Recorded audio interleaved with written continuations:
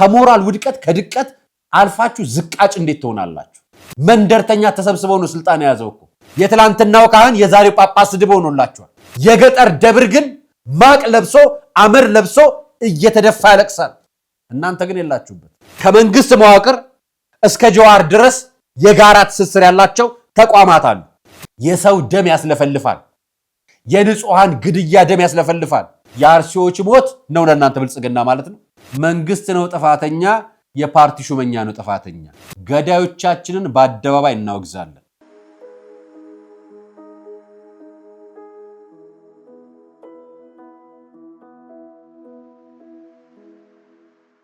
ሰላም ጤና ይስጥልኝ ውድ የቃለ ቀርን ሚዲያ ቤተሰቦቻችን እንደምን አላችሁ? በያላችሁበት ሰዓት አቆጣጠር እንዳላችሁበት ሁኔታ ሰላማችሁ ብዝት ይበል ማለት ፈልጋለሁ። ወንድም እህቶቼ፣ ታላቅ ታናሾቼ እንደየእድሜያችሁና እንደየክብራችሁ መጠን ሰላማችሁ ይብዛ። ታሞ የተኙ በሆስፒታል ያሉ በጸበል ስፍራ የሚገኙ ወገኖቻችንን እግዚአብሔር ያስብልን። ዛሬ ለእናንተ ይሆናሉ ያልኳቸውን መረጃዎች ይዤላችሁ መጥቻለሁ። ሰኔ ገባ አይደለም? ሰኔና ሰኞ እንዴት አለፈላችሁ? እስኪ መረጃዎች ልንገራችሁ። ከያስኳቸው መረጃዎች መካከል ወደ ውጪ ሄጄ የቅዱስ ሚካኤል ቤተክርስቲያን ምን አዲስ ነገር አለ፣ የትኛው ሀገር አብረን ምን ይሆናል። አየይዤ ዓለም አቀፍ ጥሪ ለኦርቶዶክሳውያን ተላልፏል። ማህበራዊ ሚዲያ ለምትጠቀሙ ፌስቡከሮች፣ ዩቲዩበሮች፣ ቲክቶከሮች ጥሪ ቀርቦላችኋል። ማን ነው ያቀረበው? ምንድነውስ ጉዳዩ? አብረን ምን ይሆናል። አንድ እናት ከደብረ ብርሃን በቃን ሲሉ ለአባቶች መልእክት ልከዋል። እሱን በተመለከተ መረጃውን ማጋራችሁ ይሆናል። አየይዤ ከተባልን አይቀር በስፋት እንግደል የሚል መልእክት ያለውን የተናገረውን የገዳይ ፖለቲከኛ በሃይማኖት ጭንብል ለተከበበ ግለሰብ ከነመረጃ ከነማስረጃ አቀርብላችኋለሁ። ሌላው ማናችሁ የፈራችሁት? ማናችሁ ያሻችሁት? መንግስት፣ የሃይማኖት ተቋማት ወይንስ ጳጳስ ወይስ ምዕመን? በማስረጃ አሁን በሞት ላይ የሚነገዱ የመግለጫ ውጅንብሮችን ፊት ለፊት የምናጋለጣቸው ይሆናል። እንደ ትላንትናው ይሄን ለፈው ምንለው አይደለም። አሁን እየሞትን ስለሆነ እየነገርናችሁ እንሞታለን። አንተው ሌላው ትውልድ እስኪን ድረስ የእውነት ልነግራችኋለሁ። ከዚህ በኋላ ኦርቶዶክሳዊ ይደበቃል፣ ይፈራል፣ ይሸሻል ብላችሁ ለምታስቡ ለእናንተ ነው የምነግራችሁ። ከዚህ በኋላ አንፈራም ብቻ አይደለም እየመጣንላችሁ ነው የምንላችሁ። ከዚህ በኋላ ያስባለኝን መረጃ አሳያችኋለሁ። ሌላኛው በፖለቲካ ካባ ተሸፍኖ በሃይማኖት ስብከት ሰባኪ መስሎ የሃይማኖት ተቋም ውስጥ ተቀምጦ ከጽንፈኛ ቡድን ጋር ኔትወርክ ፈጥሮ የሚመራውን የሌላ እምነት ተቋም የህዝብ ግንኙነት እስከ ጀዋር መሐመድ ያለውን የግድያ ሰንሰለት አሳያችኋለሁ። ደጋግሜ ነግሬያችኋለሁ። ገዳይ ስለመሆናቸው ደግሞ በማስረጃ የነሱ የተናገሩበትን አመጣላችኋለሁ። ይሄ መነገራችን ላይ ስለ ገዳዮቹ ነው የማወራው። በጣም ብዙ ሌላ እምነት ውስጥ ያላችሁ ሰዎች ከዚህ ጉዳይ ጋር አትገናኙ። ባለፈው ነግሬያችኋለሁ አይደል? ሐሙስ ዕለት ነው አርብ ዕለት ከኢትዮጵያ ኦርቶዶክስ ተዋሕዶ እምነት ውጪ ሌሎች ሰዎች ስለ ሰዎች መገደል አይገዳቸውም። ፓስተሮች ለምን ዝም አላችሁ ስል አለሁ ያለን አንድ ፓስተርን አመጣላችኋለሁ። ከዛ በፊት ግን የማቀርብላችሁ መረጃ ይኖራል። እነዚህ ሁለት ደብዳቤዎች ተልከውልኛል። ከፈታ አድርጌ አይቻችኋለሁ። ለእናንተ ግን አቀርብላችኋለሁ። አርአያ መካሻ ነኝ ፕሮግራም አዘጋጅቼ ያቀርብኩላችሁ። ከጎንደር እስከ አርሲ እንመጣለን። ከመሸጋገሪያ በኋላ ወደ ፕሮግራማችን እንገባለን።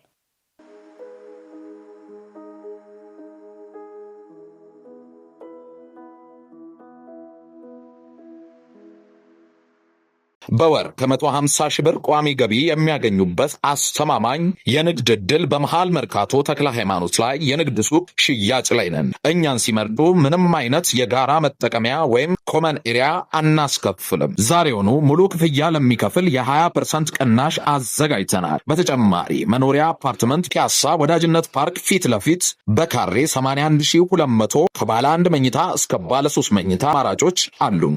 ለበለጠ መረጃ በድርጅቱ ስልክ ይደውሉልን።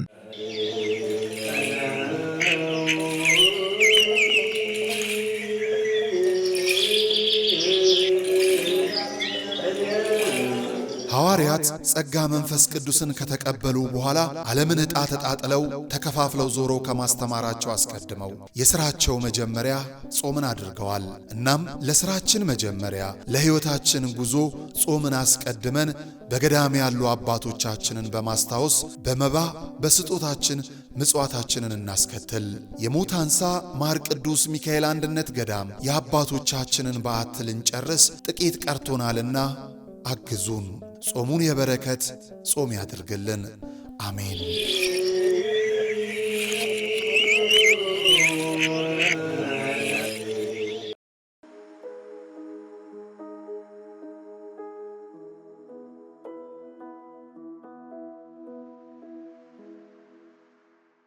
በቅድሚያ መግቢያ እንዲሆናችሁ ይህን ቪዲዮ ይዩት። ይሄ ቪዲዮ እኚህ የምታዩአቸው ሼክ አባት፣ እስልምና አባት፣ እኚህ መነኩሴ ባስ ላይ ተሳፍረው ሲሄዱ በፍቅር የሚያወጉበት ወጋቸውን ነው እያያችሁ ያላችሁት። ኢትዮጵያ እንደዚህ ነች። እውነተኛው ከስራ ያለው መመን ጋር አሁን ነበረች እያለ ልንሄድ ነው። ይሄንን የምንለው በጣም መልካም ለሆነው አካባቢ አይደለም። ይሄንን የምንለው በዚህ ምክንያት አጀንዳ ፈጥረው ተቋም ፈጥረው በተቋም ውስጥ ኃላፊነት ይዘው ለሚሰሩት አስገዳዮቻችን ጭምር አጠገባቸውና አካባቢያቸው ላላችሁት ነው ይሄንን የምንለው። ይሄንን አሁን እየተፈጠረ ያለው ቦታ ከነገ በኋላ አታዩት። ለምን አልኳችሁ መሰላችሁ? እኛ እየሞትን ነው ስንል ለምን እየሞትን ነው ትላላችሁ የሚል ደግሞ ጨዋ ይበስቷል። በጣም የገረመኝ እኛ እኮ ነው የሞትን፣ ያመመን እኛ እኮ ነው፣ የቆሰልነው እኛ ነን። የፖለቲካ ስልጣን ብትይዝ ብትይጂ፣ የሃይማኖት ተቋማት ስልጣን ብትይዝ ብትይጂ እኛ ምን አገባን? የሰው መሞት የማይገዳችሁ ፖለቲከኛ፣ የሰው መሞት የማይገባችሁ ሃይማኖተኛ ብትሆኑ ምን አገባን እኛ? በቃችሁ እኮ። ከሞራል ውድቀት ከድቀት አልፋችሁ ዝቃጭ እንዴት ትሆናላችሁ? ሚኒሻ ሞተ እንትን ሞተ እያላችሁ ትንታኔውን ሞተ። እሺ ሚኒሻውም እኮ ሰው ነው። ክርስቲያን የሆነ ሰው ወይ እስልምና እምነት ተከታይ የሆነ ሰው ስለተገደለ እንዴት አትጮሁ? እንዴት ስለ ሰው ሞት ድምፅ አትሆኑ? የሟች ብሔር የሟች ሰፈር የመለየት ጉዳያችሁ ከየት አመጣችሁት? እናንተ ናችሁ ፖለቲካ መሪ፣ እናንተ ናችሁ ሃይማኖት መሪ። መንደርተኛ ተሰብስበው ነው ስልጣን የያዘው እኮ። ስልጣን ላይ ያዛችሁት ነው የምናገረው። በነገራችን በዚህ ጉዳይ አጅባችሁ ደግሞ ሆይ ሆይ ለምትሉት ደግሞ ነግራችኋለሁ። በነገራችን ላይ ከኢትዮጵያ ውጭ ልሰዳችሁ እንዳላከረባችሁ ብዬ ነው።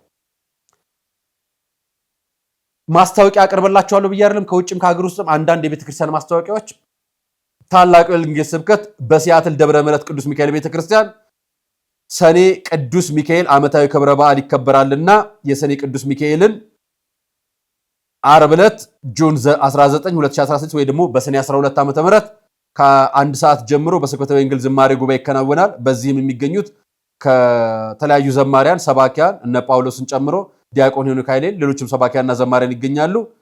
በሲያትል ደብረ ምሕረት ቅዱስ ሚካኤል ቤተክርስቲያን እንዳትቀሩ ተጋብዛችኋል የሚል መልእክት ይሄው ደረሰኝ። እኔም ለእናንተ ጋበዝኳችሁ። ሌላኛው መረጃ ላሳያችሁ። አትግደል አትገደል የሚል ማስታወቂያ ደረሰኝ። የበይነ መረብ እንቅስቃሴ ነው። በዲሲ በአውሮፓ በኢትዮጵያ ሰዓት አቆጣጠር በዲሲ በ11 ሰዓት ኤም በአውሮፓ 17 ሰዓት ላይ በኢትዮጵያ ከምሽት 12 ሰዓት ጀምሮ ጥምረት ለቤተ ክርስቲያን ዓለም አቀፍ ኦርቶዶክሳዊ ንቅናቄ የሚል ሰኔ 6 ቀን ዓለም አቀፍ ንቅናቄ እናከናውናለን። የማህበራዊ ሚዲያ አብር እናዝናለን፣ አትግደል አትገደል የሚል ንቅናቄ እንጀምራለን ብለው ላኩልን። ለኦርቶዶክሳዊ ፌስቡከር፣ ዩቲዩበር፣ ቲክቶከር፣ ቴሌግራም ተጠቃሚና የማህበራዊ ሚዲያ ተጠቃሚ የሆናችሁ ኦርቶዶክሳውያን በሙሉ ነው ጥሩ የተላለፈው። የሚዲያ ሽፋን እንድትሰጡ ይሄንን በግል ላላችሁ በፌስቡካችሁ ሊንክ አያይዛችሁ፣ በዩቲዩባችሁ ሊንክ አያይዛችሁ፣ በቲክቶካችሁ ሊንክ አያይዛችሁ ላይቭ እንድትገቡ ትጠይቃላችሁ። የመጀመሪያ አንድ የክርስቲያናዊ ግዴታ ማለት ነው። አርሲስ አትገኙ ባትገደሉ እንኳን ባላችሁበት ሆና ሊንክ አጋርታችሁ ሐዘናችሁን ዓለም አቀፋዊ ሐዘናችሁን ወገናችሁን ከጎኑ ልትቆሙለት ግዴታ አለባችሁ። ይሄ ነው መልእክቱ። በኢትዮጵያ ኦርቶዶክስ ተዋሕዶ ቤተክርስቲያን ላይ ይልቁንም በምስራቅ አርሲ ዞን በካህናት ምዕመናን ላይ በተደጋጋሚ ያልተቋረጠ ጭፍጨፋ እያደረገ መሆኑ ይታወቃል።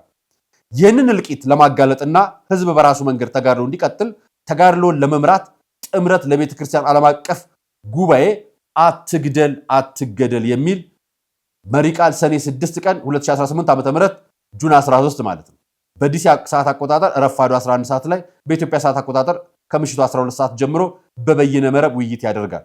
ይህንን የቀጥታ ስርጭት ከጥምረት ሚዲያ ላይ በመውሰድ በየሚዲያ ሁሉም እንዲሳተፍ በዕለቱ ሁላችሁም ኦርቶዶክሳውያን ዩቲዩበሮችና ቲክቶከሮች ስርጭቱን በሚዲያችሁ እንድታስተላልፉ እንድታደርጉልን በአክብሮት እንጠይቃለን ተብሎ በተደጋጋሚ እነዚህ የጥምረት ለቤተ ክርስቲያን ዓለም አቀፍ ኦርቶዶክሳዊ ንቅናቄ ሀገራዊ በሆኑ አንድነቶች፣ በአባይ ግድብ ዙሪያ፣ በርስ በርስ በነበረው ጦርነት ዙሪያ ስለ ኢትዮጵያዊነት በተደጋጋሚ መግለጫ ሲያወጡ አውቃቸዋል። አሁን ደግሞ ወገናችን በሃይማኖቱ ቤተክርስቲያን ምዕመን እየተጠቃ ነው። ቤተክርስቲያን ረጅም ዓመት ታሪክ ቅርስን በምታቆይበት ቤተክርስቲያን ደግሞ እየተቃጠለባት ነውና የጋራ ንቅናቄን ጀምር ተብላችኋል። ጥሪውን እኔም አስተላልፌላችኋል። በቻልነው አቅም እኛም ለማስተላለፍ እንሞክራለን። ይሄን ብያችሁ ግድያው የተጀመረ እነማን ገደሉት ከማለቴ በፊት እነዚህ ሁለት ደብዳቤዎች ደረሱኝ። ዳሪያ መካሻ በሚል ደረሱ። አንደኛው ይቆየን፣ ምክንያቱም በዚህ ሰዓት ስለ ህንፃ ቤተክርስቲያን ለጊዜው አልሰራም። እኔ የምሰራው ገጠር ላይ ላለች በጣም ለደከመች ችግር ላለባት መውጫ መግቢያ ላጣች መስገጃ መጸለያ ቅዳሴ ማስቀደሻ ንዋያተ ቅድሳት ላጣች ቤተክርስቲያን ከፊታቸው ቆሜ አብራቸው አስራት በኩራት ጠይቀን ከምዕመናን በረከት ጠይቀን ቤተክርስቲያን እናሰራለን። ከዚህ በፊት ታውቃላችሁ አሮጌ ፊል መድኃኔዓለም ቤተክርስቲያንን መስገድ የማይቻልበትን ለመቅዳሴ እንኳን ንዋያተ ቅድሳት አይተናል። ለሱ የሚሆን ዋጋ አውጥተን ነገር ግን እሱ ጉዳይ አሁን ባለን ሁኔታ ላይ ህንፃ ስላሴ እየደከመ እየፈረሰ ህንፃ ቤተክርስቲያን አንሰራም ብለው ደብዳቤውን ልከውልኛል። ነገር ግን ይቆይ ከተረጋጋ በኋላ ምዕመናን መድኃኔዓለም ፈቃዱ ከሆነ በረከት ያላቸው ሰዎች ያግዙናል፣ ካልሆነ ግን እኛም ከሰው የሚበልጥ ቤተክርስቲያን የለንም፣ የመጀመሪያው ቤተክርስቲያን ሰው ነው ብለው ይሄን ደብዳቤ ልከውልኝ በአካል መተው ነው የሰጡኝ። መተው ሲነግሩኝም ይሄ ጉዳይ ይቆየናል። እኔ ግን ከፍቻ አንብቤዋለሁ። ለእናንተ ማሳወቃችሁ ግን ረገብ ካለ በኋላ ሁለተኛው ደብዳቤ የደረሰን መግለጫ ነው። ይሄ ለጳጳሳት የተላከ መግለጫ ነው። ለምዕመናን የተላከ መግለጫ ነው። አብረናችሁ ነን የሚል መግለጫ ነው። ይሄን መግለጫ ከማንበብ በፊት አንድ ነገር ልንገራችሁ።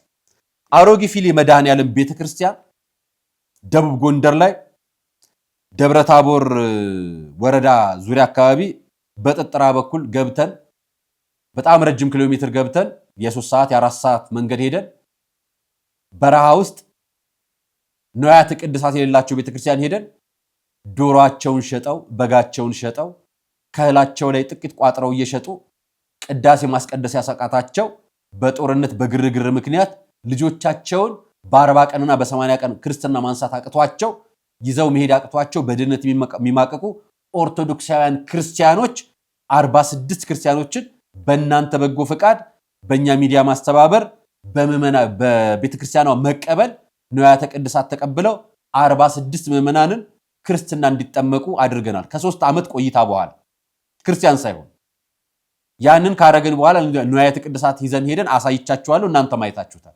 በጎ ነገር ለመስራትም ቀጣይ እንጀምራለን ብለን ነበር። ከዚሁ መካከል ከምስራቅ አርሲ ተደወለላቸው። ምን አሏቸው መሰላችሁ? አማርኛ በደንብ አይችሉም ሲናገሩ አሉኝ። እንባቸው እየመጣ ነው ካሁኑ ያናገሩ። መናገር አይችሉም፣ መከራቸው ብዙ ነው፣ ስቃያቸው ብዙ ነው እና እነሱን ከጎናቸው አለመሆን አንችልም ሲሉ ምን አገናኛችሁ ስላቸው ከአርሲ ደወሉልን። ከምስራቅ አርሲ ካህናትም አለን፣ ዲያቆናትም አለን፣ ሰንበት ተማሪዎች አለን፣ እኛም ምዕመኖችም አለን። ምን እንርዳችሁ ብለው ለ1 ዓመት በላይ የሚቆይ የእህል ግብር ስንዴ ከአርሲ ደቡብ ጎንደር ላኩ። አሁን እነሱ እንዲህ አይነት መከራ ሲደርስባቸው በዚህ ሰዓት ነው የምነግራችሁ። ለ7 ቀናት ማቅ ለብሰው ነጠላ ዘቅዝቀው ስራ አቁመው ሁሉም ምዕመን ቤተክርስቲያን ተገኝቶ እያለቀሰ ሱባኤ ይዟል፣ ምህላ ይዟል። ይሄንን የምነግራችሁ ያች ምስኪን ጎንደር የምትገኘው የዋህ ህዝብ ያለበት የዋህ ካህናት ያሉበት ቤተክርስቲያን ላይ ነው። የሐዘን መግለጫቸውን እንዲህ ብለው ላኩልኝ። የሐዘን መግለጫ ይድረስ ለስሙ ምስክር ለሆኑ ማህተባቸው ከነ አንገታቸው ለሰጡ ለምስራቅ አርሲ ኦርቶዶክሳውያን ሰላማችሁ ይብዛ አንል ነገር የትኛው ሰላም? ምን ብለን እንጀምር? ማንም አክሊልህን እንዳይወስድብህ ያለህን አጽንተ ያዝ። ራእይ ምዕራፍ 3 ቁጥር 11። የኛ ነገር ሁልጊዜ ለጉዳዩ የሚስማማ ጥቅስ ብቻ እየጠቀስን መኖር፣ ከመጽሐፍ ቅዱስ ጥቅስ መጥቀስ ዋጋ አያስከፍልም። ዋጋ የሚያስከፍለው በቦታው ተገኝቶ መከራቸውን መከራ አድርጎ መጋፈጥ ነበር። ነገር ግን ይህንን ርካሽ ዓለም ለማሸነፍ አልታደልንም። እርኩሰት የበዛበት ዓለም የዘር ቋንቋ፣ የብሔር ካህናት እና የዲያቆናት ጳጳሳት የብሔር ካህናትና የዲያቆናትና ጳጳሳት እና ቆሞሳት በበዙበት ዓለም ምራቅ የዋጡ አባቶች ባለመኖራቸው ለደሞዝና ለምግብ ብቻ የተካኑ ክህነታችን ከንቱ የሆነብን ሰዎች ባለንበት ዓለም እንዴት ብለን ዲያብሎስን ተዋክተን እናሸንፍ?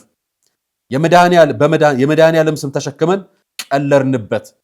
የዛን ጊዜ በስላሴ ፊት የምንጠየቅ ሰዎች ወዮልን። በጎቹን እንጠብቃለን ብለን ቀበሮ እያስበላን ሰዎች በዚያን ጊዜ ሊቀ ሕሩያን ሊቀ እገሌ የዚህ ስራ አስኪያጅ ተብለን በስልጣኑ ላይ የተቀመጥን ሰዎች በተለይ አበው ሊቃነ ጳጳሶቻችን ተሰይማችሁ ያላችሁት በየደረጃው ያላችሁ ለቦታው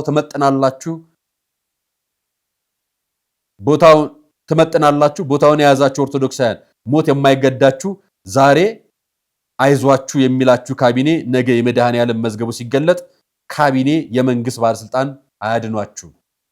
የዛን ጊዜ መፈጠራችሁን ትጠላላችሁ። ከምስራቅ አርሲ፣ ከወለጋ፣ ከጅማ ዙሪያ ያለ የሚገኙ የኦሮሚያ ክልል፣ ደቡብ ጎንደር ዓለም ገና መድኃኔዓለም ቤተክርስቲያን በሚዲያ አይተን ነው ብለው ብዙ አስተዋጽኦ ያደረጉ ኦሮሞዎች በስማቸው ጸሎተ ማርያም አድርሰናል። በተለይ ከምስራቅ አርሲ የአንድ ዓመት መቀደሻ ግብር ያበረከቱ ከ17 ሰዎች በላይ ናቸው። በችግራችን ደረሱ። ዛሬ ሞቱ ተባልን። የሞታቸውን ዜና ሰማን። ቤተክርስቲያን ብሔር፣ ዘርና ቋንቋ የማይመለከታት መሆኗን ትላንት በተግባር የሰበኩልን ወንድሞቻችንና እህቶቻችን አጥንት መቁጠር ለውሾች ብቻ የተሰጠ ስራ ድርሻ መሆኑን ትላንት ያሳውቁን ዛሬ የሞታቸውን ዜና ሰማን። ትላንት ደቡብ ጎንደር ላለው ቤተክርስቲያን መዘጋት ታግለው የደረሱ ሰዎች ዛሬ አጠገባቸው ያለውን የቅዱስ ገብርኤልን ቤተክርስቲያን ማዳን ተሳናቸው። እነሱም በሞት ተሰናበቱ። ሞታቸው ሞታችን የሆነብን የዓለም ገና መድኃኔዓለም ቤተክርስቲያን በሙሉ ድንኳን ተክለን ንፍሮ ቀቅለን እንጀራ ጋግረን ወጥ ሰርተን ሐዘናቸው ሐዘናችን እያደረግን እንገኛለን። ነፍሳቸውን ይማር በአጸደ ገነት ያሳርፍልን እያልን ሐዘናችንን እየገለጽን ለቤተሰቦቻቸው መጽናናት እየተመኘን ከግንቦት 27 እስከ ሰኔ 4 ቀን ድረስ ሰዓታት እየቆመን ጸሎተ ምህላ እያደረስን በስማቸው እየመጸወትን እንገኛለን። ሁሉም ሰው ገበሬ ነው። ለነገር ግኑ ከሌሊቱ 6 ሰዓት ጀምረን እስከ ጠዋቱ 4 ሰዓታት እና ጸሎት ምህላ አድርሰን ከ6 ሰዓት እስከ 9 ሰዓት ጊዜ ቅዳሴ እንቀድሳለን። ለ7 ቀን በሬ ፈተን እርሻ ትተን ነው ያለነው። አንድ ሰው ወደ እርሻ ስራ አይሄድም። በቀን 3 ጊዜ ጸሎተ ምህላ እናደርሳለን። ከቤተ ክርስቲያንም አንወጣም። ከትልቅ እስከ ትንሽ የሐዘን ልብስ ለብሰን እንገኛለን። ይህንን እርጉም ዘመን የዘመኑ ባለቤት የሆኑትን ማለትም ክፉ ሰዎችን ዘመኑን አሳልፎ የዘመኑ ባለቤት የሆኑትን ሰዎች ልቦና ሰጥቶ ሀገራችን ሰላም እንድትሆን እግዚኦ እንበል። በደቡብ ጎንደር ሀገረ ስብከት የአሮጌ ፊሌ ዓለም ገና መድኃኔዓለም ቤተክርስቲያን ደብዳቤ መግለጫ ከየት ላኩላችሁ መሰላችሁ? ከወለጋ፣ ከጅማ፣ ከምስራቅ አርሲ ኦሮሞዎች የሆኑ ወገኖቻችን ለኛ የግብር እህል ስንዴ 17 ሰዎች ሆነው አዋተው ልከውልናል። ቆርቆሮ ገዝተውልናል። ንዋያተ ቅድሳት በአካውንታችን ገቢ አድርገውልናል።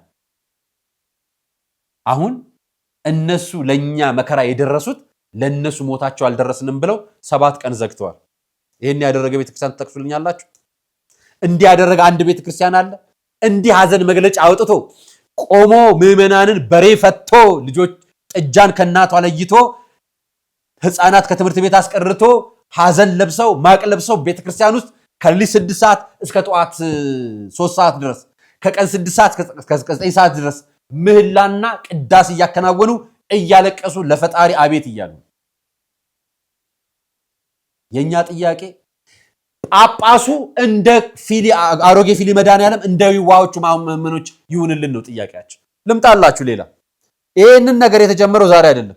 እንዲህ ካህን መናቅ የጀመረ ጊዜ ነው ጉዳዩ የጀመረው። ካህን ሲደበደብ ታስታውሳላችሁ አይደል?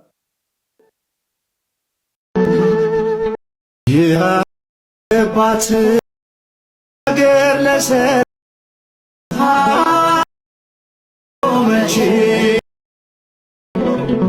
ካህን በመታወቂያው በጥፊ የተመታ ጊዜ በጸጥታ መዋቅር አካል ነው የተመታው አይደለ? የገዛ ካህናችን በጥፊ የተመታው በፖሊስ ነው። ያኔ ነው የካህን ክብሩ የጠፋው። ያኔ ነው ጳጳሶች አቤት ማለት የለባችሁ። የትላንትናው ካህን የዛሬው ጳጳስ ስድብ ሆኖላችኋል። የትላንትናው ስርዓት ማጣት ዛሬ ምዕመኖቻችሁ እንደ በግ ሲታረዱ ዝም ማለት አብቅቷችኋል። ልንገራችሁ፣ ሊጨምርላችሁ እኚህ እናት ከደብረ ብርሃን መልእክት ላኩልን። ሙሉ ቪዲዮ እንስማቸው። ለእናንተ ነው ለአባቶቻችን። እንዲያው ምንድነው በአርሲ በኩል የምንሰማው? ምንድነው ጉዱ? እንዴ በተደጋጋሚ ተገደሉ፣ ታረዱ፣ እንደ በግ ታረዱ ነው። እርድ የሚባለው እኮ የፋሲካ በግ ነው። እንዲሁ ምንድነው በሰው ልጅ ላይ የምንሰማው? አይተን ሰምተን የማናውቀው።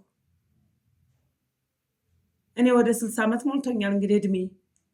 ሰምቼም አይቼም አላውቅም። በተለይ አገባቡ ልክ አይደለም። 2018 አዳዲስ ነገር እየሰማን ነው። ሞት ምንም አልመስለን እያለ ነው። ጭራሽ ታረዱ፣ በጅምላ ታገቱ። መቼ ነው የሚቆመው ይሄ? እንዴ የሚቆምበት መቆረጫም ቀን የለው እንዴ? በጓጽዮን ታገቱ፣ በገብረ ጉራሽ ታገቱ፣ በአርሲ ታረዱ።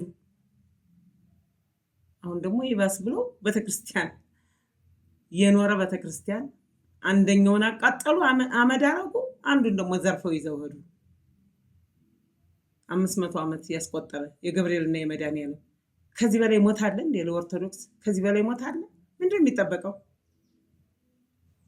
እንዴ አባቶች ምንድነው አሁን የምትጠብቁት? አሁን ምንድነው? በቃ እንደባለፈው ጥቁር ልበሱ በሉንና ፊት ከፈራችሁ እኛ ፊት እንምራ፣ ልጆቻችን ይዘን እናንተ ኋላ ኋላ ተከተሉ። እስቲ አንድ ወር ድንኳን ጥለን እንቀመጥ፣ እኛም ሰማዕትነት እንውሰድ። በቃ እቤት መተው ከሚገሉን አይቀርማ። አሩሲ ሲያልቅ እኮ አይቀርም። አሩሲ ሲያልቅ ወደ አዲስ አበባ ይሄዳል፣ ወደ ጎጃም ይሄዳል፣ ወደ ጎንደር፣ ወደ ደብረ ብርሃን፣ ወደ ደሴ እያለ የአማራ ክልል ታለቀ በኋላ ደግሞ ወደ ኦሮሚያም ሆነ ወደ ትግራይ፣ ወደ ጉራጌም፣ ወደ ወላይታም አይቀርም። ይሄ በአማራ ብቻ አይደለም የመጣው፣ በኦርቶዶክስ ነው የመጣው። ከኦርቶዶክስ ቀጥሎ ደግሞ ይቀጥላል፣ ጴንጤም ይቀጥላል። ሙስሊሞችም አሉ፣ ጥሩ ጥሩ ሙስሊሞች ለኛ የሚያስቡ እህትና ወንድሞቻችን አሉ። ወደ እነሱም ደግሞ ይቀጥላል። እነኛ አራጆች በደም ተለክፈዋል። ዲያብሎስ ነው እስተመጡ ድረስ ማንንም አይምሩም፣ የራሳቸውንም ወገን አይምሩም። ኦርቶዶክስ ብቻ መስሎ አታጨብጭቡ። ሁልህም ነገ ተራ ተራህን ትጠብቃለህ።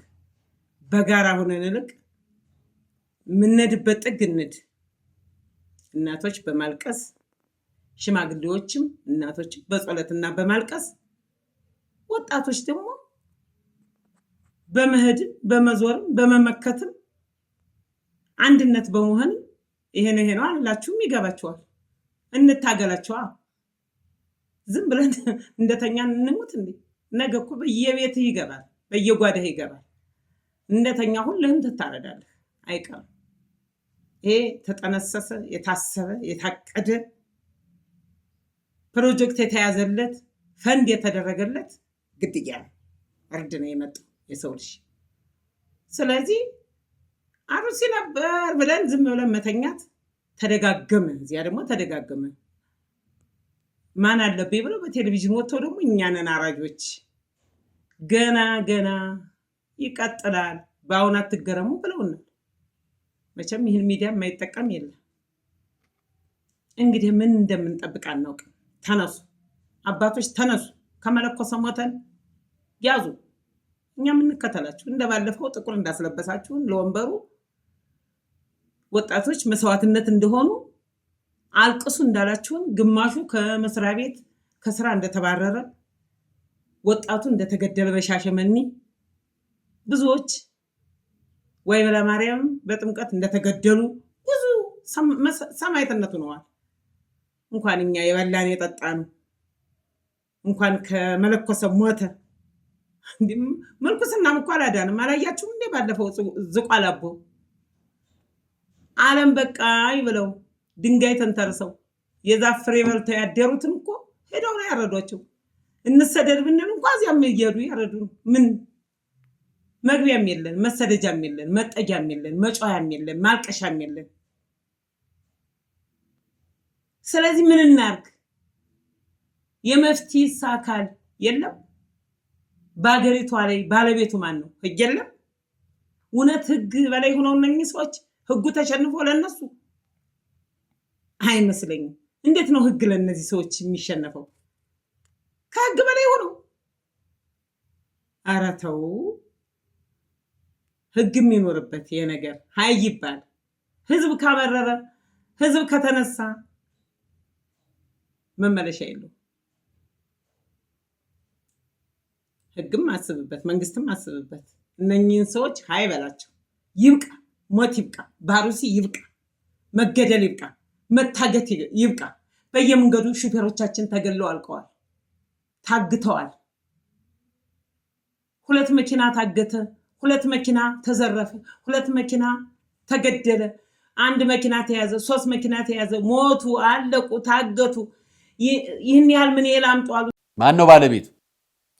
ምዕመናን የ60 ዓመት አዛውንት ወጥተው በአደባባይ በቃን አሏችሁ። ካህናት በጥፊ ተመቱላችሁ። እናንተስ ከፈራችሁ እኛ ከፊት እንሆናለን፣ ጥቁር አስለብሱን፣ ከፈራችሁ ከኋላችን ሁኑ፣ ግን ትእዛዙን እናንተ አውጡት አሏችሁ። ትእዛዝን ማውጣት አትፈልጉ።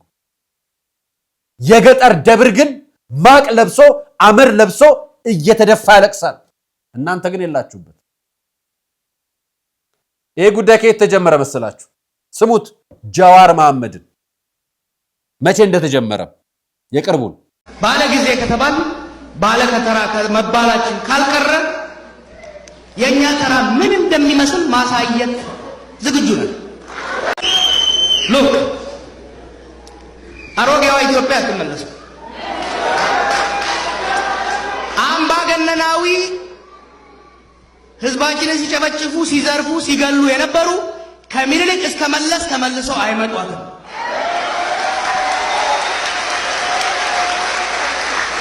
የዘራፊዎች፣ የአፋኞች፣ የገዳዮች ስርዓት ከነፍጠኛው እስከ ወያኔው ተመልሰው ኢትዮጵያ ላይ አይነግሷትም። አሁን ችግራችንን ልንገረው።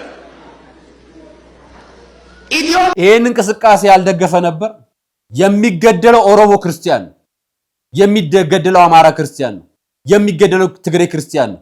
የሚገደለው ሲዳማ ክርስቲያን ነው። የሚገደል ብሔር ያለው ክርስቲያን አይደለም። ሁሉም ክርስቲያን ነው የተገደለው። ነገር ግን በእናንተ አቆጣጠር ብሔር ከሰጣችሁት ከኦሮሞም ኦሮሞ ተገሏል፣ ከአማራም አማራ ተገሏል፣ ከትግሬም ትግሬ ተገሏል፣ ከሲዳማም ሲዳማ ተገሏል፣ ከጉራጌም ጉራጌ ተገሏል። በየብሔሩ አይደለም የሚጠቀሰው፣ ክርስቲያን በመሆኑ ተገድሏል። ይሄ ሰው የዛሬ 12 ዓመት እዛው አሜሪካ ባለበት ሀገር ላይ አንገቱን ቀና የሚያደርግ ክርስቲያን ካለ በሜንጫ አንገቱን እንለዋለን ያለው ቪዲዮ አሳይቻችኋል። የሱ ወዳጆች አብረው የነበሩ ዛሬ የምታዩቸው ኡስታዝ ብለው ራሳቸውን ስም ሰይመው በየማህበራዊ ሚዲያ የሚንቀሳቀሱት አሁን በአርሲ ግድያ ላይ አጀንዳ ለመሸፈን የሚጥሩት ኡስታዞች በተለይ እነሱን አሳይቻችኋል። ገዳይ እነማን እንደሆኑ። ውሸት ለምን ያደርጋል? ላሳያችሁ፣ ላምጣላችሁ። ከመንግስት መዋቅር እስከ ጀዋር ድረስ የጋራ ትስስር ያላቸው ተቋማት አሉ። አለበለዚያማ ውሸቱ እንዲያትክዱትም ለምን እንዳልኳችሁ ላሳያችሁ። መንግስት ተቋማት ውስጥ በመካከል የሰላም ሚኒስቴር ይመለከተዋል። ሰላም ሚኒስቴር ያወጣው መግለጫ የሰብአዊ መብት ተቋም ኮሚሽን፣ የኢትዮጵያ ሰብአዊ መብት ሂውማን ራይትስ የኢትዮጵያ ሰብአዊ መብት ኮሚሽን ያወጣው መግለጫ እንዴት እንዳይሆን የብልጽግና ፓርቲ የሚመሩ ወይ ደግሞ እሱን ነገር የሚያንቀሳቀሱ የሚያወጡት መግለጫ እንዴት አይገናኝም? እንዴት አንድ አይሆንም? ወይስ እናንተ ሳትሆኑ ጳጳሱ ዋሹን? ብፁዕ አቡነ ኤልሳ ዋሹን እንዴ? ውሸታቸውን ነው እነዛ 13 ሰዎች ዝርዝር ለጥፈው ዋሹን እንዴ እነሱ? ወይንስ ብፁዕ አቡነ ኤልሳ የጻፉትን ብፁዕ አባቶቻችን ቅዱስ ሲኖዶስ ተመልክቶት ብፁዕ ቅዱስ አቡነ ማትያስ ያወጡት መግለጫ ውሸት ነው እንዴ? እነሱን ክደን እናንተ እንመናችሁ? ላሳያችሁ ለምንድን ነው እንደምናምናቸው እንዳናምናቸው እንደፈለኩ። ይሄ የኢሰመኮ መግለጫ ነው። ኢሰመኮ በ23 እና በ24 መግለጫው ከወጣ በኋላ ስለተገደሉ ሰዎች ሲያነሳ የኦሮሞ ነጻነት ሰራዊት በሚጠራው በተለምዶ ኦነግ ሸኔ ታጣቂ ቡድን በፈጸመው ጥቃት የመንግስት የጸጥታ ኃይል አባላትና ሲቪል ሰዎች መገደላቸውን፣ ነዋሪዎች መፈናቀላቸውን፣ ንብረት መውደሙንና ቃጠሎ መድረሱን ለማረጋገጥ ተችሏል። ጥሩ ኢሰመኮ በምርመራ ሂደቱ እንዳረጋገጠው በአሰኮ ወረዳ በደለተ ጫፋ ቀበሌ አካባቢ በግንቦት 22 2018 ጀምሮ ታጣቂዎች እንቅስቃሴ በመስተዋሉ የአካባቢ ሚሊሻዎችና የኦሮሚያ ጸረ ምሽግ ውጊያ ፖሊስ አባላት ስፍራው በመሰማታቸው በተለምዶ ኦነግ ሸኔ ተብሎ በሚጠራው ታጣቂ ቡድንና በተሰማሩ ጸጥታ አካላት መካከል ግጭት ተፈጥሯል። ግጭቱን ተከትሎ የአካባቢው ነዋሪ የሆኑ ሰዎች ላይ ታጣቂ ቡድኑ ባደረሰው ጥቃት የአካባቢው መሸሽ ላይ ባልቻሉ ኃይሌ ንጉሴና ሰሙ አባይነ የተባሉ የክርስትና እምነት ተከታዮች እንዲሁም በአካባቢው ከብቶች በመጠቀም ላይ የነበረ ባቶ ሰፈኖ የተባለ የእስልምና እምነት ተከታይ በአጠቃላይ በ3 ሲቪል ሰዎች ላይ ህይወት ሊያልፍ ይችላል። በተጨማሪ ቁጥራቸው ለጊዜው በወል ያልታወቁ ቤቶች ላይ ቃጠሎ መድረስ ተካቷል። የጠለታ ሁለቱን ሰዎች ስም ጠቅሷል። አንደኛውን እስላም አድርጎታል። የምራችሁን አሁን ኢሰመኮ የሚያክል በዚህ ሁኔታ ማለት በነበረን መረጃዎች በሙሉ ማጣራታችሁም መረጃችሁም ውሸት እንደሆነ የሚያሳይ ነገር ላሳያችሁ ልጨምርላችሁ። የኢሰመኮ ኃላፊኝ ናቸው መረጃዎቹ። እናንተን እንመር የሀገር ስብከቱን ይሄን መግለጫ እንመር። በመግለጫው በ25 የጻፈው ደብዳቤ ላይ በ2509 እንዲህ የምታዩት መግለጫ ላይ ብፁዕ አቡነ ኤልሳ ናቸው የጻፉት። የሀገር ስብከቱ ሊቀ ጳጳስ 9 ምዕመናን ተገድለውብናል፣ ወገኖቻችን በአሰቃቂ ሁኔታ በታጣቂዎች ተገድለዋል። 101 ህዝብ ያስቆጠረ የጠለታ ቅዱስ ገብርኤል ቤተክርስቲያን ሙሉ ለሙሉ በታጣቂዎች ተቃጥሏል። በሌሎች ቦታዎችም የወደሙና አደጋ የደረሰባቸው ከ280 ሰዎች በላይ ደግሞ ተፈናቅለዋል ብለው ገለጸ። በጣም ብዙ ሰዎች አደጋ ደርሷል። እሺ ብፁዕ አቡነ ኤልሳ ዋሹ? የዋሹ ከመሰሏችሁ እነዚህ 13 ሰዎችን ቤተክርስቲያን ታውቃለች። ኢሰመኮ የተገደሉት እዛ ሰፈር ነው እዚህኛው ሰፈር ሄጄ ላረጋግጥ ብሎ ነው ያረጋገጠው ወይንስ ምን ብሎ ነው የጠየቀው? ቼክ ያደረገው ማን ነው የጠየቀው? ሄጄ አጣርቼ ሰፈሩ ድረስ ባለን መሰረት ያጣራይን ነው መረጃ 3 ሰዎች ነው ኢሰመኮ ያረጋገጠው። ቤተክርስቲያን 17 ሰዎችን ስም ዝርዝር አወጣለች። ልጨምርላችሁ ሌላ ከነስማቸው ከነድሜያቸው ነው ያወጣችሁ ቤተክርስቲያን። ምክንያቱም ልጆቿን ታውቃለች ቤተክርስቲያን። የሰላም ሚኒስቴርስ ምንድነው ያለን? ሃይማኖትን የሚመራው እሱ ነው አንደኛው ተቋም። ስሙት በራሱ አንደበት።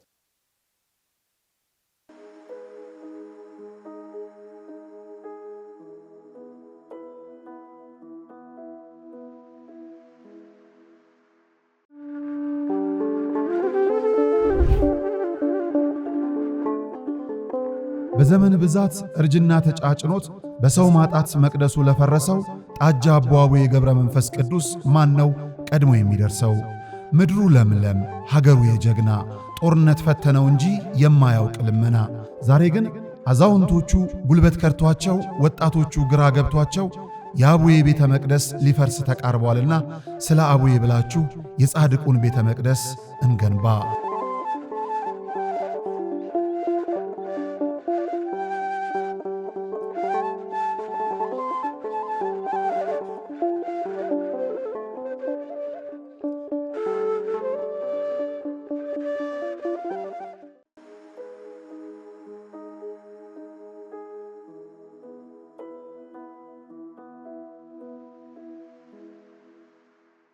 የአርሲ ዞን ጥቃት ስንመለከት ዘርዘር ባልከን ስንመለከተው አሰኮ ወረዳ ላይ ደለታ ጨፌ ቀበሌ ላይ በተደረገው ጥቃት ይህ በሌላ አካባቢ ምርጫን ለማደናቀፍ ሲሞክር የነበረው ጽንፈኛው ሽብርተኛው የሸኔ ቡድን እዛ አካባቢ ላይ ያሉት ላይ በመጀመሪያ ግጭት የፈጠረው ከአካባቢው ካሉት የጸጥታ አካላት ጋር ነው፣ ከሚሊሻና ከፖሊስ ማለት ነው። ይህ የሚያመላክተው በእለቱ ቀን 5 የሚሊሻ አባላት 3 የፖሊስ አካላት ተሰውተዋል። ይህ የሆነ ያለ ግን እነዚህ የሚሊሻ አካላትና የፖሊስ አካላት ከዚህ ጽንፈኛ ቡድን ጋር እየታገሉ ባሉበት ሁኔታ ከአካባቢው ሰው እንዲሸሽ ብዙ ስራ ሰርተዋል። ያም ሆኖ ግን በዛው ወረዳ 4 ሲቪሎች ተገለዋል። በተመሳሳይ በቦታው ላይ በአሰኮ ወረዳ ላይ የሚገኝ አንድ የኢትዮጵያ ኦርቶዶክስ ቤተክርስቲያን የተቃጠለ ሲሆን የአንድ የመንግስት ጤና ጣቢያና የቀበሌ ጽህፈት ቤትም ተዘርፏል። 65 የግለሰብ ቤቶችም ተቃጥለዋል። ሰማችሁ? 5 ሚሊሻ፣ 3 ፖሊስ፣ 4 የአካባቢ ነዋሪ አጠቃላይ 12 ናቸው። የመንግስት መረጃ ከሰላም ሚኒስቴር ጋር በቁጥር ነው። አሁን ቁጥር ነው ጉዳያችን። ሚኒሻ ተገደለ ተብሎ ሚኒሻነቱ መሞት መብት ግዴታው እንደሆነ አድርጋችሁ የምትገልጹ ምናልባት አሁን በመንግስት ስልጣን ላይ ያላችሁና በፓርቲ የምትመሩ አካላት አደገኛ ነው ያገላለጻችሁ። ጉዳዩ ከሱ በላይ ለሳምንታት ቆይታችሁ መግለጫ ከመስጣታችሁ በላይ የሚያሳፍረው ደግሞ በቀላሉ መግለጽ ትችሉት ነበር። የዕለት ዕለት መረጃውን ስትሰሙ የሀገር ስብከቱ መረጃ ማስረጃ ስታዩ እናንተ ስልካችሁ ቅርብ እንደሆነ እናውቃለን። የመንግስት መዋቅር አካላት እንኳን እናንተ እኛ ሚዲያ ላይ ያለን ሰዎች እኮ እንኳን አይደለም የመንግስቱን መዋቅር ግለሰቦችን የማግኘት እድሉ እንዳለን ታውቃላችሁ። እኛም እናውቃለን። እናንተ ደውላችሁ ለምን አልነገራችኋቸው? ለምን ያንኑ ሰዓት ግድያውንና ጥፋቱን አላወገዛችሁ? የእናንተ ስራ ግን ህዝቡ ለሟቾች ድምጽ ሲሆን ለምን ድምጽ ትሆናላችሁ? የውሸት ማስረጃ ፎቶ ተገኘባችሁ። የሌላ አካባቢ የሚከድ ታቦትና ንዋያተ ቅድሳትን አጋርታችሁ ለምን ለቀቃችሁ? ግጭት ልትቀሰቅሱ ነው የሚል ጉዳይ ላይ እንጂ አጀንዳችሁ ስለሞቱት መብታቸው ነው። ገዳዮቹ መግደል መብታቸው ነው መግለጫችሁ። ሰብአዊ መብት ኮሚሽን ደግሞ ጭራሽ እንደው ስማችሁን ቀይሩ። አንደኛ ስማችሁን ቀይሩ። ሰው የመኖር መብቱን የሚያስጠብቅ ተቋም ደብዳቤ ገባለት፣ ወረዳው ቤተ ክህነት ደብዳቤ ያስገባለት፣ ሀገረ ስብከቱ ደብዳቤ ያስገባለት፣ ቅሬታ አስገብቶ ገብታችሁ ይሉኝ የሞቱት እነዚህ ናቸው ብሎ በዝርዝር ያስገባለት ተቋም 3 ሰዎች ብቻ ናቸው የሞቱት ብሎ አወጣ። በጣም ጥሩ። ለዚህ ጉዳይ እየጮሁ ያሉት እነማን ናቸው ካላችሁኝ ላምጣላችሁ። መንግስት ጋር ያለውን ድብልቅልቅ ያለ መግለጫ አይታችኋል። ሙጂብ አሙኔው ይባላል። የጀዋር ወዳጅ ነው። የአህመዲን ጀበልም ወዳጅ ነው። የኡስታዝ አቡበከርም ወዳጅ ነው። እነዚህ ሰዎች ማህበራዊ ሚዲያ ላይ ሰሞኑን የአርሲ ጉዳይ ላይ ልክ እስልምና እምነት የጎንደሩን የሞጣን የወሎንና የአክሱምን ጉዳይ አጀንዳ አድርገው ተናበው ሲሰሩ ታውቃላችሁ። አሁንም ጀዋርም አህመዲን ጀበልም ኡስታዝ አቡበከርም ሙጂብ አሚኖም እየሰሩ ነው። በተመሳሳይ ዋና ስራቸው አድርገው የራሳቸው እምነት ተቋም አይደለም የሀዘን መግለጫ ሰጥተው ማቆም ይችሉ ነበር። ነገር ግን እየተከታተሉ ነው። ለምን ልበላችሁ መሰላችሁ? ደም ያስለፈልፋል። የሰው ደም ያስለፈልፋል። የንጹሃን ግድያ ደም ያስለፈልፋል። በንጹሃን ላይ የሚደረግ በቀልና አደገኛ ሴራ ያስለፈልፋል። ሙጂብ አሚኖ የነጭ ሽብር አዋጅ እናስቁም ብሎ ኢህአፓ የሚባለውን ፓርቲ የኢትዮጵያ ኦርቶዶክስ ተዋሕዶ ቤተ እምነት ተከታዮች ሞት ይብቃ ማለት ብቻ በቂ አይደለም፣ ለጠንካራ ሰላማዊ ትግል እንዘጋጅ። በነገራችን ላይ ፓርቲ ላይ ሰላማዊ ትግል እንዘጋጅ ማለት ፊት ለፊት ቁጭ ብለን የምንሞግትበት መድረክ እናገኝ፣ በምርጫም በምናምን አይደለም። ሰላማዊ ትግል ማለት ትግል ነው፣ የትግል መድረክ። እሱ ምን በላልመስ ነጭ ሽብር እናስቁም አለና መጣ። ልምጣላችሁ። ከዛን ለሐሰተኞች ህመም ይሆን ዘንድ ሼር ይደረግ ብሎ ምን ጋበዘ መሰላችሁ? ለነሱ ግን የሙስሊም ሞት ዋጋው ስንት ነው? ቢያንስ ኢሰመኮ አንድ እስልምና እምነት ተከታይ ሞቷል ብለዋል። ለዛ ወገናቸው ግን አንድም ነፍስ ይማር ገዳዮቹ ይያዙ ሲሉ አትሰሟቸው፣ አንዳቸውንም አትሰሟቸው። የኢሰመኮን የአርሲኮን 2 ክርስትናና 1 እስልምና ተከታይ ተገደሉ የሚለውን አጋራ። ላምጣላችሁ። ይሄ ልጅ ማለት ነው የኢህአፓ ይሄንን ነው ያነበባችሁት። የነጭ ሽብር አዋጅ እናስቁምን ላሳያችሁ ነው። ምን ይላል መሰላችሁ? ዴሞክራሲያዊ ስርዓት ውስጥ ፖለቲካ ፓርቲዎች ዋና ተግባራቸው በፖሊሲ በልማት አጀንዳና በህዝብ ፍላጎት ዙሪያ አማራጮቻቸውን በማቅረብ መወዳደር ነው። ለኢህአፓ ነው መልእክቱ።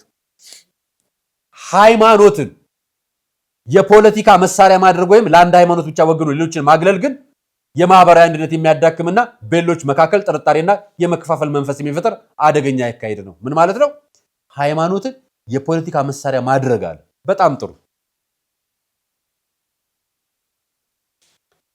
ይሄ ምን እያደረገ ነው? የእስልምና ምክር ቤት የኮሚኒኬሽን ጉዳዮች ኃላፊ ነው። ሃይማኖትን ለፖለቲካ መሳሪያ ያደረገው የብልጽግና መምረጫን ስንዴ ክምር ይዞ የሚንቀሳቀሰው እሱ ነው አይደል? በነገራችን ላይ ሀገር አሸባሪ ብሎ መጥራት መደገፍም መቃወምም ጭምር ሊሆን ይችላል ሃይማኖተኛ ካደረገው። የፖለቲካ መዋቅሮች ግን ሰላማዊ ትግል የማድረግ የመጥራት መብት አላቸው። ለምሳሌ ብልጽግና እየጠራ እንደምናቀው አሁን የሰላማዊ ትግል እንደሚጠራ ነው የምናቀው። ምርጫውንም ሲጠራ ምንም ሲጠራ ኢህአፓ ሲጠራ ለምንድነው አደጋና ስጋት የሚሆነው? የሃይማኖት መሪና የሃይማኖት ተቋም ውስጥ ኃላፊ የሆናችሁ ሰዎች ለምንድነው እንደዚህ አይነት ሃይማኖታችሁ ለፖለቲካ አጀንዳ የምታደርጉት? ስለዚህ የእናንተ ሃይማኖት እነዚህኞቹ አጀንዳችሁ የአርሲዎች ሞት ነው ለእናንተ ብልጽግና ማለት ነው። ካልሆነ ምን አገናኘው? በንጹሃን ሞት ሲጠይቅ እኮ ለአሰላውም የጠየቀው ያ ፓርቲ ሊሆን ይችላል አይደለም? አርሲ ለተገደለው ሰላም የጠየቀው የኢህአፓ ፓርቲ ሊሆን ነው። አንተ ግን ለሞተው ሰው ሳትጠይቁ አጀንዳችሁ ስለሞቱት የሚያወራ ሰውን በሙሉ ማጥፋት፣ ፓርቲዎችን ማጠልሸት፣ አጀንዳዎችን መቀልበስ ለምትሰሩት እስካሁን ከ20 በላይ ፖስቶችን ፖስት አድርገዋል በተለያየ አጋጣሚ። እነዚህ የጠቀስኩላችሁ ግለሰቦች ልጨምርላችሁ፣ ያው በራሱ ገጽ ላይ ነው በነገራችን ላይ ወሰድኩት ያወረድኩላችሁ እና የሃይማኖት ከአባት ልብሱ የሚሏችሁ እናንተ ነው። እነሱ በነገራችን ላይ መደገፍም መቃወም ፖለቲከኝነት፣ በመደገፍም ፖለቲከኝነት ነው፣ በመቃወም ፖለቲከኝነት። በሃይማኖት ሃይማኖተኛ ሆኖ መደገፍም ፖለቲከኝነት ነው፣ ሃይማኖተኛ ሆኖ መቃወምም ፖለቲከኝነት። ሁለቱም ግን መብት ነው እና እነሱ ሲደግፉ መብታቸው ነው፣ ሌላው ሲደግፍ ግን ተቃዋሚ ይሆናል። በነገራችን ላይ እንዳለ ከጳጳስ እስከ ምዕመን ብልጽግና ቢል ኦርቶዶክሳዊ እነዚህ ሰዎች ብልጽግናን ይቃወሙ ነበር። ይሄን ግን ሲቃወሙ አሰማቸው፣ ስሟቸው። እነዚህ አንገታቸውን ቅሉ ነው ያለው አላህ Subhanahu Wa Ta'ala። ምንም መራራት የለም፣ ግደሏቸው። መግደል አለባቸው። ካልገድክ አይሆንም። መነሳት መቻል አለብህ። አንገቱን መቁረጥ አለብህ። ጨርግድለት አንገቱን። ፈሪ ናቸው፣ ቅዘናም ናቸው። ወላሂ ሱም ወላሂ ጨርግድለት አንገቱን። ልትነሳ ይገባል። ቤተክርስቲያኑን ታቦቱን ልታጋይለት ይገባል።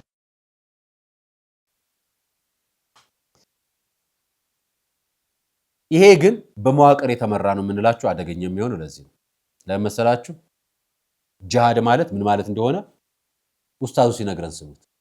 የጂሃድን ትርጉም ኡስታዙ ሲያብራራው እስቲ ስሙት። ክርስቲያኖችን ማረድ ነው። አይየው ጂሃድ ማለት ምንድነው ማለት ክርስቲያኖችን ማረድ ነው። ያው ምንም ልዩነት የለውም። እኛ ጂሃድ መልስ ትክክል መለሳችሁ ጥያቄ ያለኝ እኔ ለምሳሌ አብዛኛው እውነታቸው ቢሆን እኮ አብዛኛው ማህበረሰብ ክርስቲያኑ ማህበረሰብ አረብ ሀገራት ይኖራል። እኛም ሀገር ላይ አብዛኛው ሙስሊም ሃይማኖቱ የሚለው ነገር ተግባሪ ነው አይደለም? አብዛኛው በሚችለው ነገር ለመተግበር የሚሞክር ነው። ምናልባት ረዱ የሚለው ነገር ከታዘዝን እስካሁን ምን አቆያቸው አዱንያ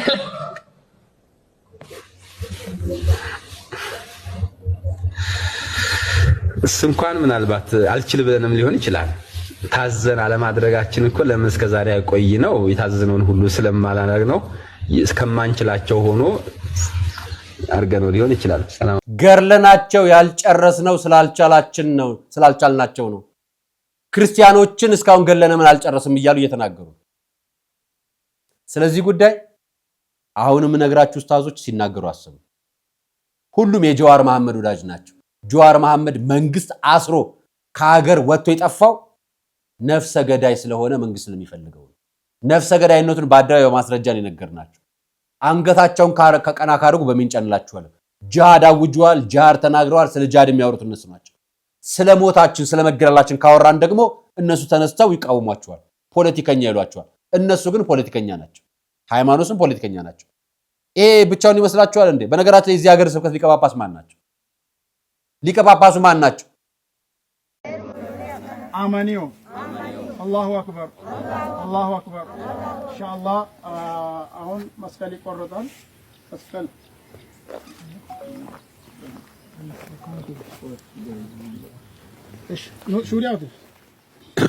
የካፋ ዞን በብጣ ወረዳ ኦግዳክት ቀበሌ ነው 123 ሰዎች እስልምና ተቀበሉ ብለው መስቀል ቆርጠው ሴቶች ብቻ ደርድረው ወንዶች አጥፍተው ገለው አስፈራርተው እምነት ሲቀይሩ ይሄው ቪዲዮ ቀርጸው እየለቀቁልን እና ይሄ ጉዳይ የሃይማኖት ጉዳይ አይደለም። ይሄ ጉዳይ የግድያ ጂሃድ ጉዳይ አይደለም። ይሄ ጉዳይ የሰላማዊ እስልምና እምነት ተከታዮች ሳይሆኑ ጽንፈኞቹ ያኔ ዛሬ 15 ዓመት መለስ ዜናዊ የነገረን ማለት ነው። ከሶማሌ እስከ ባሌ ከአርሲ እስከ ጅማ የተዘረጋው አደገኛው የነፍሰ ገዳዮች ሴራ ነው። ሃይማኖት አይደለም። ነፍሰ ገዳዮች ጳጳሶችን፣ ካህናትን፣ ምዕመናንን በተራ የሚገድሉበት መዋቅር ይኸው እነ ሙጂብ አሚኑ ፊት ለፊት ነግሯቸዋል። ልቀጥልላችሁ። ወንድማችን በነገራችን ይሄ ወንድማችን የእስራኤላዊ ነው ሲባል ሰምቻለሁ። የራሱ ቸርች አለው፣ የራሱ ቤተክርስቲያን አለው፣ የሚሰብክበት አለው፣ የሃይማኖት ካውንስል ይመራል። ኢትዮጵያ ውስጥ የሃይማኖት ካውንስል ይመራል። ወንድሙም አለ። ከዚህ በፊት እንደውም እንግሊዝ ሀገር ልጆች ይዘውት ወንድም እንዲያደርጋል ምናምን ብለውት መጥቶ ሲሰብክ ሰምቼዋለሁና ፋኖነ ምናምን ፋኖ ናቸው ፋኖ እያስገደልክ ምናምን የሚል አይነት ነገሮች ይመስለኛል በዛ ጉዳይ። ዛሬ ግን ፕሮቴስታንቶች ስለ ክርስቲያን ግድያም ስለ ሰው ግድያም አልተናገሩም ስንል እሱ ግን እንዲህ ተናግሯል። ላሰማችሁ። እናመሰግናለን። በነገራችን ላይ ቀድመን አርሲ ላይ ቤተክርስቲያን እያቃጠለ ማረድ ጀመረ። ማረዱ አይደለም ከባድ፣ ሚዲያውን ገብተህ ስታየው በታረደው ነገር ላይ በድፍረት በአደባባይ የሚናገር እንቀጥለዋለን እናርደዋለን የሚል። ስለዚህ ሌላ ሃይማኖት ተቋም አይደለም የሚያስፈልገን። ያሁኑ ደግሞ ሌላ መልክ ያለው መፍትሄ ይፈልጋል። ዝም ማለት አንችልም። ይሄንን ወቁ።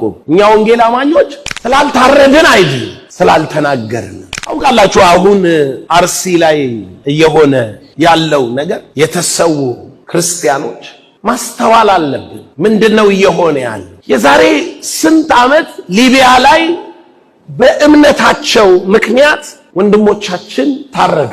ሲታረዱ ሁላችሁም ታውቃላችሁ። ደነገጥን። ሾክ ነው ያደረግነው። አገር ነው ያለቀሰው። አይናችን እያየ በሚዲያ ነው የሆነው እና ሾክ በጣም አስደንጋጭ ነው። እንደ አገር ኢትዮጵያውያን ናቸው፣ እንደ እምነት ክርስቲያን ናቸው፣ ወንድሞቻችን ናቸው። የሆነ ሃይማኖት አይደለም። እኛ እዚህ እንደምንጣለው አይደለም። ሲመጣ እንትን አማኝነ እንትን ዶክትሪን የእንትን ተከታይና አይልም። ይሄንን ወቅ ሲመጣ በጥቅሉ ነው የሚመጣው እና ዛሬ ጅን ስታጣምር ነገ አንተም ቤት ነው የሚገባው። ሰውየው ምን አለ? ማታ ተኝቶ ቆርጨጭ የሚል ነገር ይሰማል እና ከጎኑ ላለው ምንድነው ሚንጫጫው ብሎ አብረው ነው የተኙት። ዝም በል ጅቡ እግሬን እየበላው ነው አለ። እንዳትረብሸው እየበላህ ማለት ነው። እና ሊቢያ ላይ ሲታረዱ አስባችሁታል? ምን አይነት ሐሳብ ነው ያረዳቸው? ያ ሐሳብ እግር አውጥቶ እየተራመደ ጅማ ገባ አይደለም? ጅማ ላይ በጣም ብዙ ህዝብ፣ በጣም ብዙ ቤተክርስቲያን አቃጥሎ አርዶ ጅማ ላይ ማለት ነው አለፈ። እና ዛሬ መሪዎቻችን የሆኑ ሰዎች ያን ጊዜ ወጣን ነበር። ጅማ በተፈጠረው ጉዳይ ለኢትዮጵያዊነት አብሮ መኖር ተከባብሮ መኖር ሃይማኖታዊ ስርዓትን እንደጠበቀ የአብሮነትን መንፈስ ለማስቀጠል ያኔ ያ ሊቢያ የሆነው እግር አውጥቶ ጅማ ሲገባ ሐሳቡን ነው የምላችሁ። ጅማ ሲገባ ሃይማኖት ተቋም ተመሰረተ። ሃይማኖት ተቋም የሚባለው በእድል አይደለም የተመሰረተው፣ በደረሰው መከራ ነው፣ በደረሰው ጫና ነው፣ በደረሰው መታረድ ነው ሃይማኖት ተቋም የተመሰረተው። ሃይማኖት ተቋሙን የመሰረቱ ሰዎች አሁን መሪዎቻችን ናቸው። ያን ጊዜ የአብሮነት እሴቱን ለመጠበቅ ሰላምህን፣ ተከባብሮ መኖርን፣ የእምነትን ነፃነት ለመጠበቅ እኮ ነው ሃይማኖት ተቋምን መሰረቱ። ያኔ የነበሩ የሀገር መሪዎች አይደለም የመሰረቱት፣ ዛሬ ያሉ መሪዎች ናቸው ያንን የመሰረቱት። ለመፍትሄ ነው።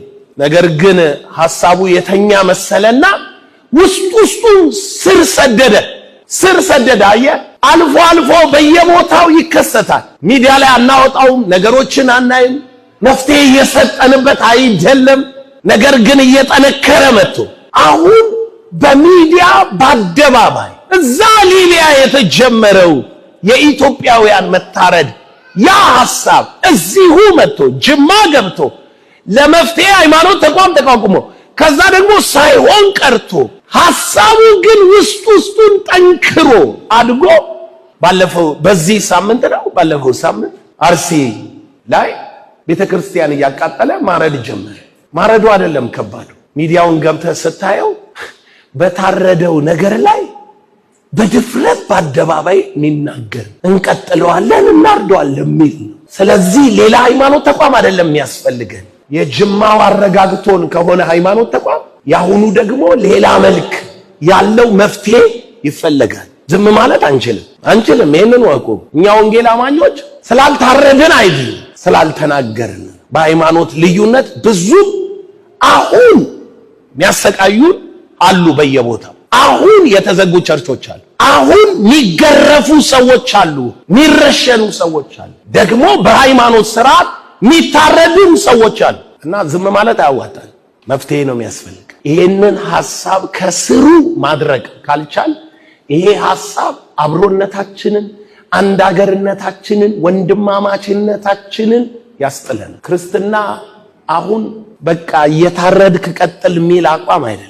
አልሰማም ካልክ መንግስት ራሱ ምንም ማድረግ አልቻልኩም ቢል በ100% እርግጠኝነት እነግራለሁ ዓለም እንደ ድሮ ማለት ሩቅ አይደለም። ትራምፕ ከቀይ ባህር የሰፈርክበትን ሰፈር በሚሳኤል ይመታዋል። ጆክ አይደለም ማወራክ፣ ሃይማኖት ነው ብሎ አይተውህም። የዓለም መንግስታት ይነሳሉ።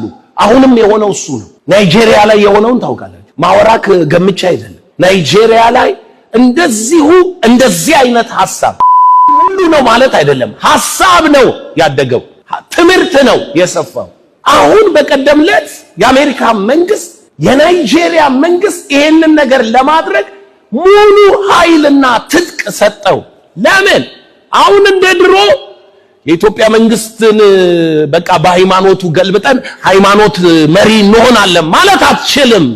ማችለው ነገር ውስጥ ነው ያለነው።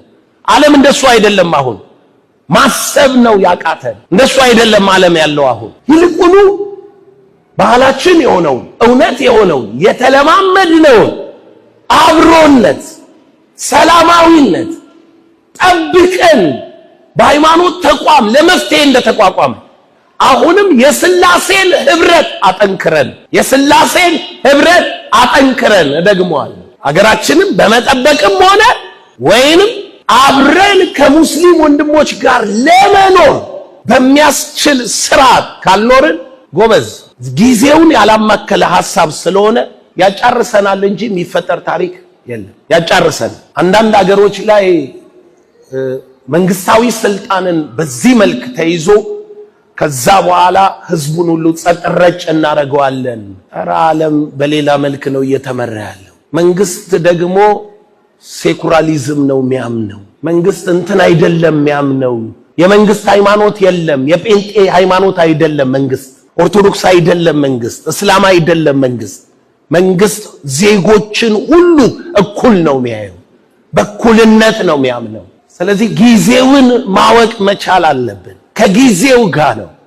አስቡት እስኪ በሙሴ ዘመን የነበረው ተልኮ፣ በኢያሱ ዘመን የነበረው ተልኮ በአዲስ ኪዳን ክርስቲያናዊ ዘመን ላይ ያንን አንብብ ያለሁና የሆነ ፍልስጤም የሚባል የሆነ አማሌቅ የሚባል ወገን እያረድኩ ቀጥላለሁ ብትል ኪዳንን ዘመንን እንኳን ምን አላወቅም። ሰብአዊ መብት ይጨርሳል። ሰብአዊ መብት ህሊና ያላቸው ሰብአዊ መብትን የሚያውቁ ሚዲያ ላይ እያለቀሱ ይሄ ሃይማኖት አይደለም ይላሉ። ህሊና ያለው ማለት ጎበዝ 3 መፍትሄ ነው። ያው እኔ ሁሉ ጊዜ መፍትሄ ነው ማስብ እንጂ የሃይማኖት ገድል ተነሳ ተጋደል ክንድህን አበርታ እያልኩ አይደለም። መፍትሄ ነው።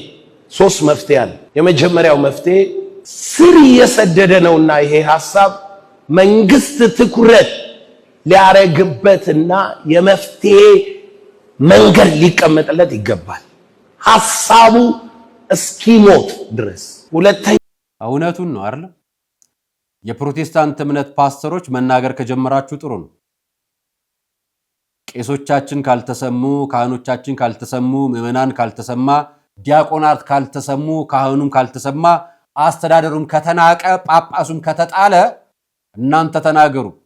ነገ እግሩ የተቆረጠው ጅቡ የበላውን ሰውዬ አናቱ ላይ ሲደርስ ድምፁ ኑኝ ቢባል እጅም እግርም የሉም ያኔ። እና አብረን ካልቆምን ገዳዮችን ማስጣል አንችልም። በነገራችን ላይ ጳጳሶቻችን ናቸው ጥፋተኛ ወይንስ መንግስት ነው ጥፋተኛ? መንግስት ነው ጥፋተኛ? የፓርቲ ሹመኛ ነው ጥፋተኛ? የፓርቲ ሹመኛ ነው ጥፋተኛ ወይንስ የኢሰመኮ ነው ጥፋተኛ? እያልን አንሟገትም። ገዳዮቻችንን በአደባባይ እናወግዛለን።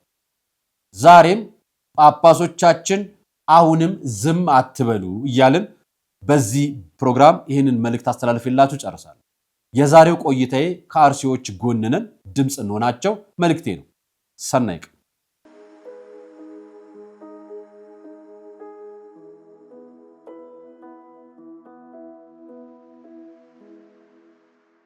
በወር ከ150 ሺህ ብር ቋሚ ገቢ የሚያገኙበት አስተማማኝ የንግድ ዕድል በመሃል መርካቶ ተክለ ሃይማኖት ላይ የንግድ ሱቅ ሽያጭ ላይ ነን። እኛን ሲመርጡ ምንም አይነት የጋራ መጠቀሚያ ወይም ኮመን ኤሪያ አናስከፍልም። ዛሬውኑ ሙሉ ክፍያ ለሚከፍል የ20% ቅናሽ አዘጋጅተናል። በተጨማሪ መኖሪያ አፓርትመንት ፒያሳ ወዳጅነት ፓርክ ፊት ለፊት በካሬ 81200 ከባለ 1 መኝታ እስከ ባለ 3 መኝታ አማራጮች አሉን።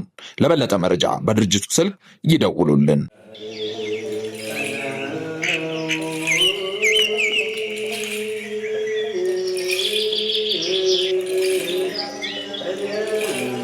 ሐዋርያት ጸጋ መንፈስ ቅዱስን ከተቀበሉ በኋላ ዓለምን ዕጣ ተጣጥለው ተከፋፍለው ዞረው ከማስተማራቸው አስቀድመው የሥራቸው መጀመሪያ ጾምን አድርገዋል።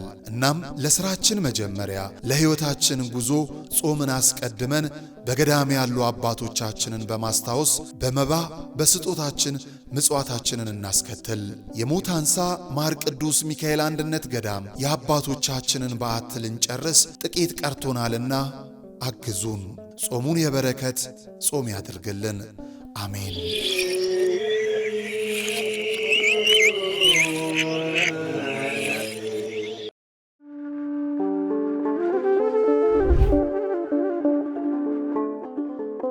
በዘመን ብዛት እርጅና ተጫጭኖት በሰው ማጣት መቅደሱ ለፈረሰው ጣጃ አቧዌ ገብረ መንፈስ ቅዱስ ማን ነው ቀድሞ የሚደርሰው? ምድሩ ለምለም ሀገሩ የጀግና ጦርነት ፈተነው እንጂ የማያውቅ ልመና። ዛሬ ግን አዛውንቶቹ ጉልበት ከርቷቸው ወጣቶቹ ግራ ገብቷቸው የአቡዬ ቤተ መቅደስ ሊፈርስ ተቃርቧልና ስለ አቡዬ ብላችሁ የጻድቁን ቤተ መቅደስ እንገንባ።